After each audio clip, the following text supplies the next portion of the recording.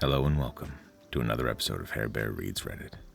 And if you found your way to my cozy little corner of the internet and you like a story or two, sit back and relax, have a listen, have a laugh, take your shoes off and set a spell. So today we're diving into the sometimes murky waters of Am I the A-hole? Sometimes it's a little clearer than others, sometimes it's harder to call. There are gradations. It's not always one thing or the other. So I like to have a bit of a ranking system. I got this idea from other YouTubers, of course, but I find that it fits well with everyday life. In that, of course, it's not always clear cut. Sometimes everybody sucks. Sometimes nobody really sucks. It's all just a misunderstanding. Sometimes there's somebody in the middle of it that's just causing trouble just for the hell of it. So my ranking system goes like this. We're doing a 1 to 10. 1 to 4 being misguided. Somebody might just be misunderstanding. It might just be miscommunication. 5 to 7, general a-hole. Just a generally unpleasant person that just causes trouble because it's their nature. 8 to 9 is a genuine dickhead, someone intentionally causing trouble for the sake of it. And 10 is an absolute monster whom everyone should avoid. So with that in mind, let's take a breath, clear our heads, and get judgy. Story number 1 is titled, Am I the A-hole for making my boyfriend look so hard for his lost promise ring? I'm gonna assume that if she made him look for it, then she probably knew where it was, which doesn't put her on good standing from the off. But sometimes the titles are misleading, so let's go further. My long-distance boyfriend, male 20, and I, female 18, got each other promise rings around 7 or 8 months ago for our 6-month anniversary. After our first year anniversary, some things in our relationship were happening that caused a few arguments, which happens in relationships. This isn't the issue. The issue is, after one of our arguments, he took off his ring and threw it somewhere in his dorm room. It's been missing for almost a month and he hasn't found it yet. He's hardly been looking for it because, quote, "Baby, I've looked everywhere." So we've only just gotten through the first paragraph, but the term dorm room throws some shades of meaning here because the first thing I thought is, oh, why would a 20-year-old guy not want to walk around a college campus with a promise ring? Let's see if that bears out. So I came to see him on Friday, and I'm here with him until Wednesday. Today I looked for it with him. I pulled his mini fridge out. I looked under and behind his desk and in and under a dresser, and I still haven't found it. I want him to wear his promise ring as it's a symbol of my love, and I feel weird getting him another one because it's not the same one I gave him 8 months ago. I'm weird and sentimental like that for some reason. I'll admit I've been a little petty about it in passing comments. If he says something as a joke sometimes, I'll be thinking about the fact that he threw his ring and lost it and say, "Yeah, but at least I didn't lose my promise ring." I have apologized for this behavior, but it doesn't change the fact that I'm upset. He's offering for me to pick out a new one and he buy it, but again, like I said, it's not the OG one from 8 months ago. I feel so conflicted because on one hand, I want him to wear a ring, but on the other hand, see what you did there. On the other hand, I'm so mad he lost the one that meant so much to me to give him that I don't know if I want him to have another one. I guess I'm looking for advice to see if I'm an asshole. I don't know. I've had him look so many times. Every time it's the same result. Should I give in and get another ring, or should I make him keep looking for the OG because of how much it means to me? Edit. I've only looked on the side of the room he said he threw it, so I'll have the rest of the room to look over the next 2 days. Am I the a-hole for pushing him to look so hard and being rude about him losing his ring? I find this highly suspicious that he suddenly lost the promise ring that marked him as a taken man on a college campus. Yeah, I personally think that things don't look too well for the boyfriend at this point. There's some comments. I don't know if there's any updates. Let's have a look. I gotta be honest, I'm a bit surprised. Most of the comments here, towards the top at least, are actually down on OP for making a big deal about a ring. But especially at that age and being in a long-distance relationship and he's in college, things like that are important. I'll read them anyway, but I don't particularly agree with these.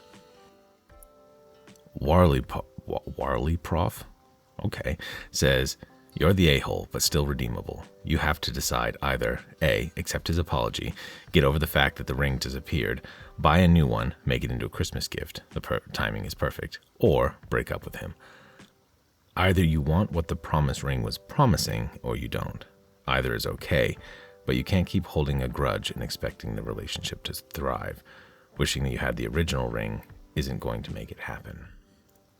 I suppose I can understand that perspective if we're taking everything that's said at face value.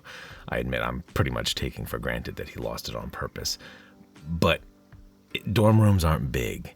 It doesn't matter where you throw something, you should be able to find it if you've searched up and down. So I'm really having a hard time believing that the boyfriend is genuine. If he is, I kind of agree with this, but I don't see it. And Mernswag2 says, you're the a-hole, I agree. Also, hanging on to anger is exhausting. OP, make the decision and let it go and move on with him or without him. You'll feel better either way. I think they're missing the forest for the trees. I really do. They're focusing on her being upset about it and not why she'd be upset about it. However, Expensive Visual 594 says pretty much what I'm thinking. Have you considered that the ring is not even in the dorm room? Or that this event is a bit of a sign that he's not ready for a ring or a relationship? Which is what I'm saying is why I think she's upset, is because it does kind of hint at that. And OP responded, I have asked multiple times if he's checked the garbage before throwing it out or the laundry basket before doing his laundry. Again, dorm rooms are not that large. He said he checked both.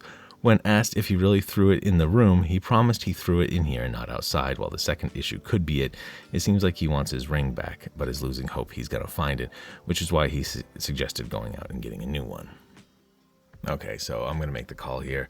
I suppose I have to give OP a little bit of a score, because it was pointed out she's being a little petty, but I feel it's not entirely unjustified, so we'll say 1 out of 10 for OP. For the boyfriend, if the boyfriend legitimately lost it, we'll say 2 to 3 out of 10. If he did it on purpose, as in he quote-unquote lost it, so he didn't have to wear a ring around campus, I'm going to say probably 5 or 6, because that's in general a-hole kind of territory. So, yes, that's how it stands for me. The next story is titled, Am I the a-hole for telling my stepfather that he is a part of the problem in this society? This might get a bit political, but we'll see how it stands. I, 33 female, was driving my mother's husband, 63 male, yesterday. During the short trip, we heard some news on the radio about a man who, after assaulting 3 women, will only serve probation. He then went on about how that's not fair, how that's disgusting to leave men like this in the streets. Okay, this is going to be a bad habit to cut in after the first paragraph, but I just want to be straight. So he thinks it's not fair that a man assaults 3 people. We'll okay, let's leave gender out of it. A person assaults 3 other people and only gets probation, and he feels that's not fair. I do agree on one level that, yeah, it's not fair that he should be on the streets. He should be in jail. But anyways, let's go on. What is fascinating is that this man believes that we live in a society, quote, we live in a society in which so many words, such as the N-word and F-slur, are forbidden that we can't express ourselves. A man who uses my ongoing therapy for PTSD to dismiss my opinions, and had, for a first reaction upon meeting my boyfriend, to try to guess his salary. He is also the kind of man who believes that my 7-year-old daughter should obey him just because he's an adult. Quote, I'm not going to leave a childish brat have the last word. She'll do as I say. Yeah, this guy just sounds like a narcissist. I don't know. I mean, yes, the number of narcissists in society is definitely a problem. I don't know if he is the problem in society, but he just sounds like a dickhead. Let's go on.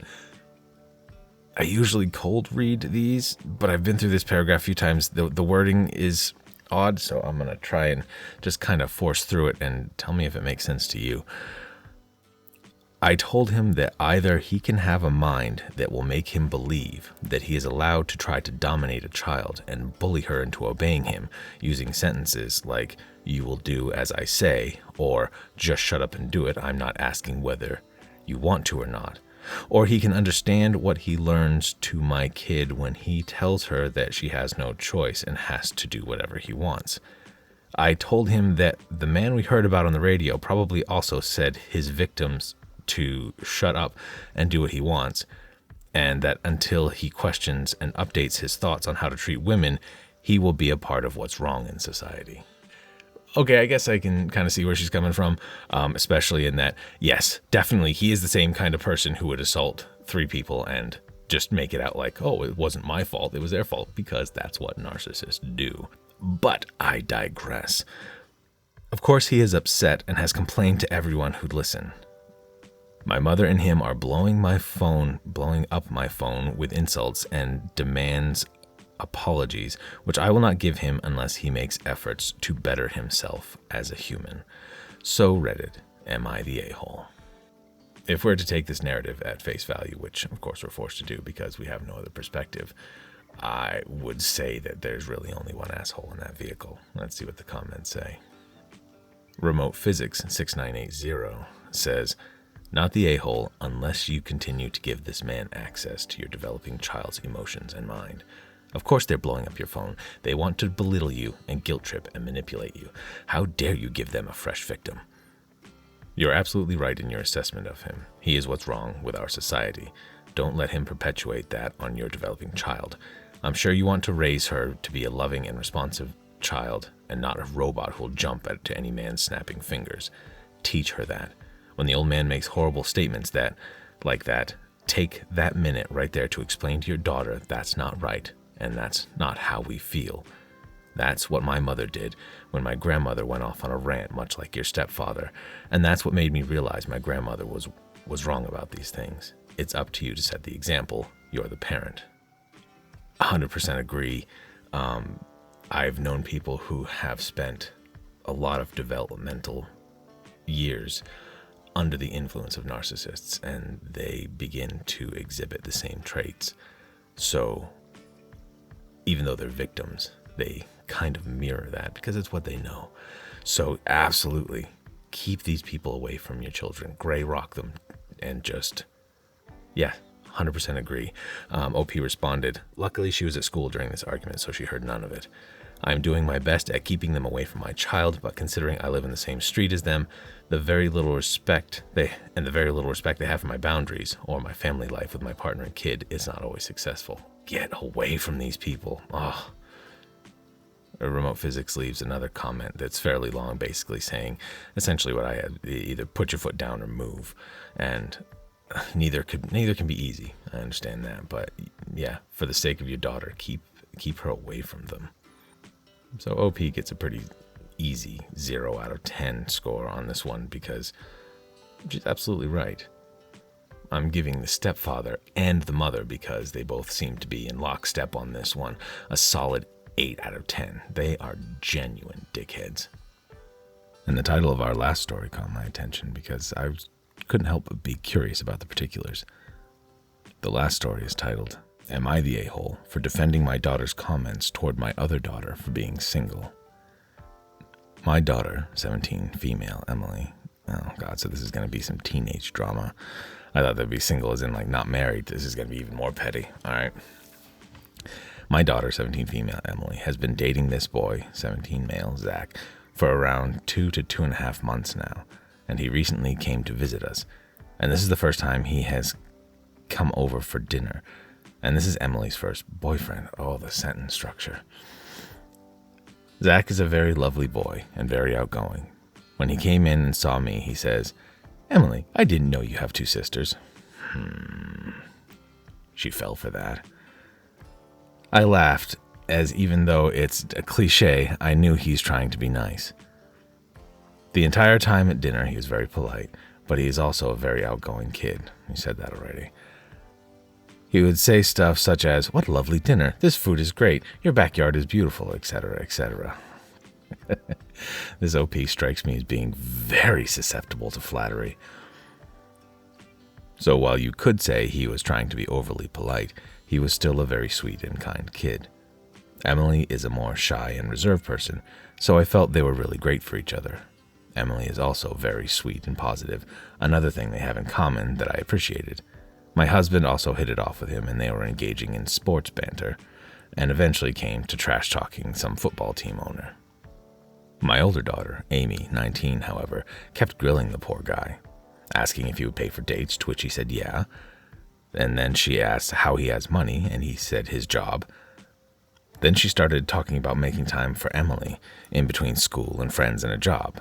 Then it came on to how they would get to dates. When she started asking about his license, she started to ask about protecting her, making comments on his stature. He's on the shorter side and kind of chubby, like 5'7", and maybe a little overweight, nothing crazy, however.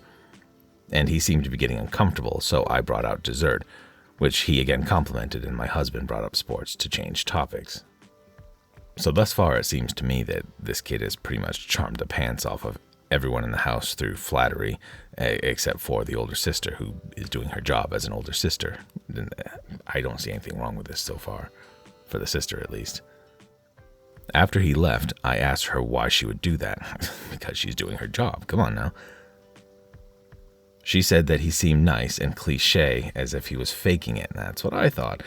I said, so people can't be nice these days? You made it weird for him and Emily. Emily didn't deserve that, and neither did he. She said that she didn't like the vibe, as no one is that nice and positive, and it was definitely forced. I agree. Emily butted in and said that she didn't appreciate that, and said that Emily's reasoning didn't make sense. Yes, it does.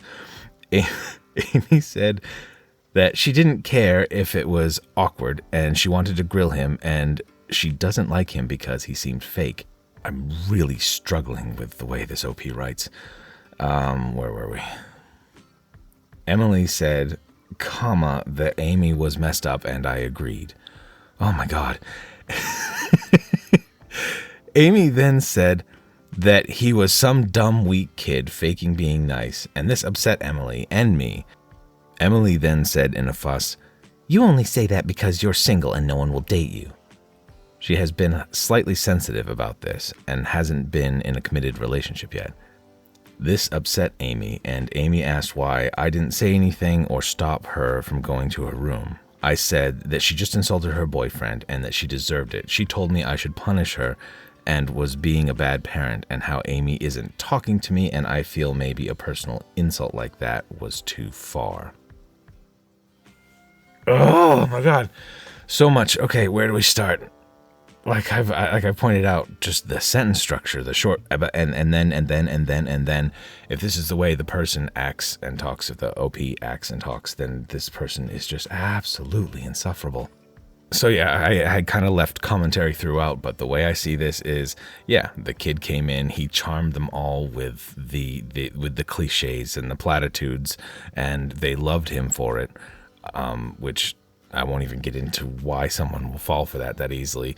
The older sister didn't, grilled him like a family should. Well, maybe a little harsh, but because she was the only one doing it, probably had to go a little bit harder. And the mom sided with the younger daughter. Yeah, I feel like the parent should have been more of a moderator in the situation rather than taking sides. So, I don't know. Let's see what they say in the comments. I will say before I even read the comments, though, that just to me, without an a-hole rating, this parent seems fairly immature. And if they're susceptible to that kind of flattery and taking sides with their kids, yeah, that's not looking good. There's a few comments here. There's probably always going to be a few that call into question the reality and how genuine the post is. And that actually makes me think, I do wonder, based on the way it's written, if it isn't the 17-year-old actually writing this. From that perspective, that makes a lot of sense. And on that vein, the top comment, which, yep, but I agree with, I'm going to park the fact that this sounds like it was written by a teenager and comment as if it was real. You're the asshole. You or your husband should have stepped in way sooner and told Amy to pack it in.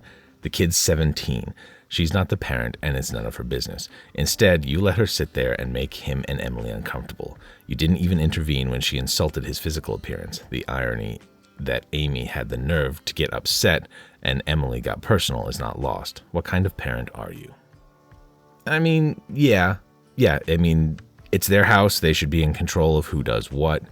And if they thought she was being rude, they should have shut her up. I still think Amy was doing her job.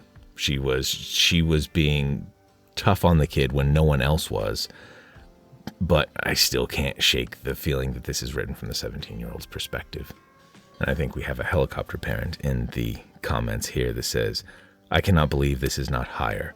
The parents are bad parents for letting this go the entire meal. The kid will probably not want to come back, and no one could blame him for that. If my son was ever treated like that, I would be so pissed at the parents for allowing it, and I would encourage him and his boyfriend, to only see each other at our house. So while I agree with a lot of the commenters, and I feel that the OP is an unreliable narrator, we will take it as read, and we will mete out judgment accordingly. And I gotta say, pretty much everybody deserves a bit of an a-hole rating here. Nobody's completely in the clear. So for the OP, I will say 4.5, probably, because we're kind of in misguided territory, kind of edging into just general a-holishness. So the older sister, we'll say 2, just because it was a bit of a misguided attempt at what she should be doing, which is questioning the reality of it, just kind of coming at a bit of a hard line, but maybe a bit more over the top than it should have been. So yeah, the way the boyfriend was presented was, again, maybe a little over the top with the politeness, but I can't fault somebody for that. So I think he's the only one in this situation besides the dad who doesn't really deserve any a-hole rating. I'll give him 0. The younger daughter, we'll say again, I'll put her on par with the older daughter, 2 out of 10. So yeah, that's where we stand thus far. Judgment. That's it. I need a gavel. Get a squeaky one. But that's all I have for you for today. So what did you think of the stories? What did you think about my takes on the stories or the comments? You agree? Disagree? Do you have any other takes on the stories that weren't mentioned? Let me know in the comments. And as always, if you enjoyed these stories, make sure to slap upon the like and subscribe button. And hopefully, we'll see you in the next one. Until then, take care, be good, and bear up.